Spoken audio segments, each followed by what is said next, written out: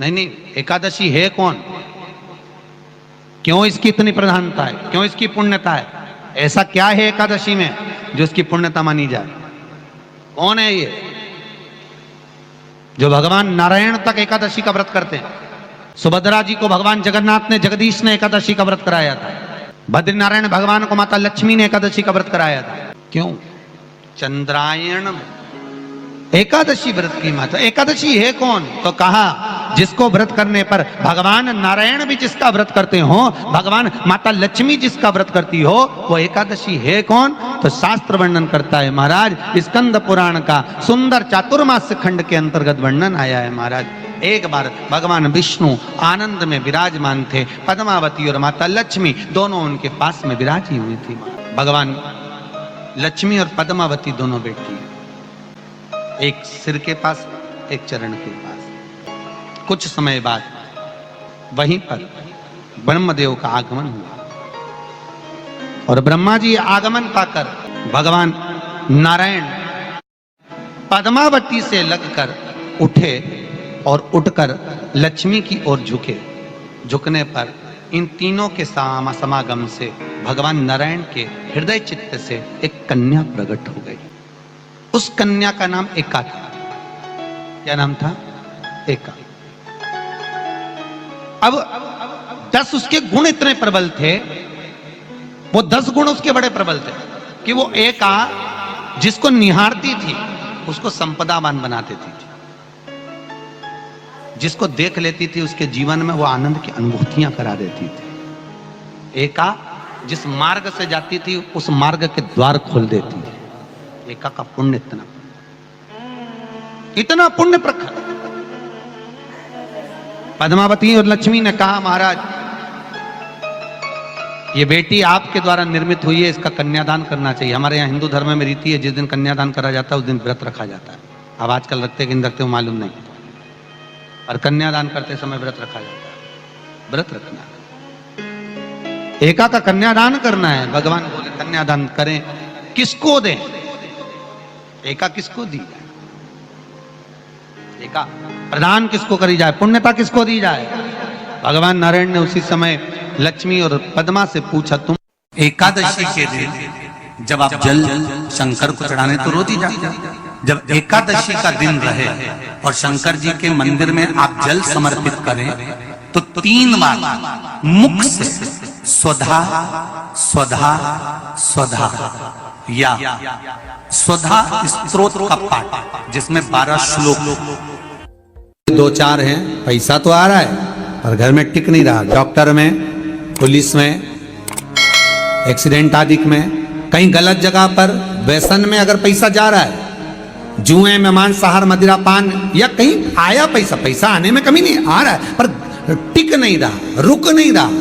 कोई मांगने आ गया, दे दिया, फिर वहां से अपने पास नहीं आ रहा, अपन कह रहे हैं भैया हमारा पैसा लौटा दो, नहीं आ रहा। तो महाराज शिव महापुराण की कथा कहती है एकादशी के दिन गंगा के जल में मात्र 7 बेलपत्री डालकर जो नंदीश्वर भगवान अर्थात जो शंकर जी के शिवलिंग के सामने नंदी होता है, उस नंदी के चरण पर गंगा का जल चढ़ाकर बेलपत्री शिव पर समर्पित कर देता है, उसके घर में रुपया रुकना चालू हो जाता है। फिर वो गलत जगह पर नहीं जाता, गलत स्थान पर वो धन जाएगा ही नहीं।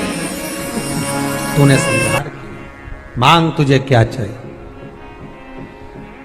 एकादशी ने भगवान विष्णु से कहा, नाथ प्रभु वर दे दो, मृत्यु लोक में जो मनुष्य मेरा व्रत करेगा, चाहे जलचर, थलचर, वायुचर या सांसारिक मनुष्य, मेरा अगर एकादशी का व्रत करेगा प्रभु, उसके यहाँ धन धान्य वैभव सुख संपदा बढ़ेगी और उस जीवात्मा को नरक नहीं भोगना पड़ेगा, सीधे वैकुंठ का उसको वास मिलेगा। जब जीव आत्मा को लेकर चला जाएगा, यम के दूत जब बंदी बनाकर ले जा रहे होंगे उस जीवात्मा को जिसके प्राण छूटे होंगे, यम के दूत जब बंदी बनाकर ले जा रहे होंगे, तब मुझे वर दो कि मैं इसका हाथ पकड़कर बेतरनी से पार उतार कर सारे नरकों से निकालती हुई आपके धाम में लेकर आऊं। भगवान ने वर दे दिया, तथास्तु। हे एकादशी सुनो, मृत्यु लोक का मनुष्य अन्न का त्याग कर कर, क्योंकि अन्न में एकादशी के दिन पाप पुरुष रहता है, अन्न का त्याग कर कर एकादशी के दिन जो मनुष्य तुम्हारा व्रत धारण करेगा, उस व्रत को करेगा और उस व्रत को धारण करेगा, उसकी मनोकामना पूर्ण होकर वो मेरे ही धाम को जाएगा। ये तो हुआ एकादशी के जन्म की कथा।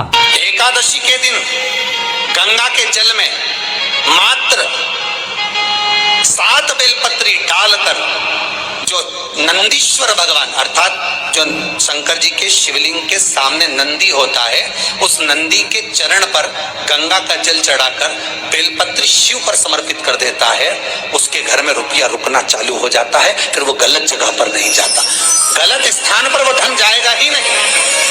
बेटा अगर व्यसन में पड़ा हुआ है, मदिरा पान में पड़ा हुआ है, मांसाहार में, जुए आदि में जा रहा है, तुम्हें लग रहा है कि मेरा बेटा गलत मार्ग पर जा रहा है, ये मित्र दोस्ती गलत हो रही है, वो सही जगह पर आ जाए। करना है एकादशी।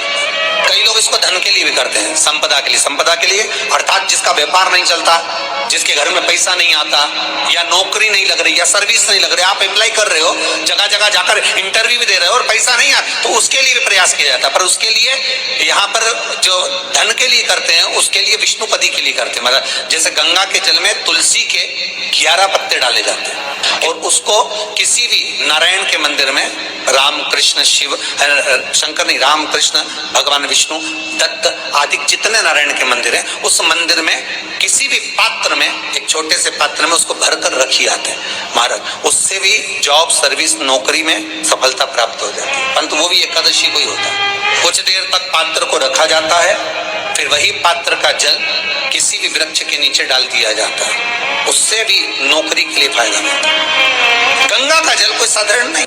दशमी, एकादशी और द्वादशी, इन 3 तिथियों पर एक रोटी में थोड़ा सा मीठा रखकर सोमक पितृ का नाम लेकर यदि गाय को खिला दिया जाता है, तो अगर कोई पूर्वज प्रेत योनि में भी पड़ा हुआ होता है, भटक रहा होता है, जिसको पिंड नहीं मिला, जो अचानक मर गया होता है, अधोगति में चले गया होता है, उस जीव की मुक्ति दशमी, एकादशी और द्वादशी, 3 दिन सोमक पितृ का नाम लेकर रोटी में, पूड़ी में मीठा रखकर अगर गाय को खिला दिया जाता है ये 3 दिन तक, तो वो पितृ कभी भटकते नहीं है, उनको मुक्ति प्राप्त हो जाती है, मोक्ष में।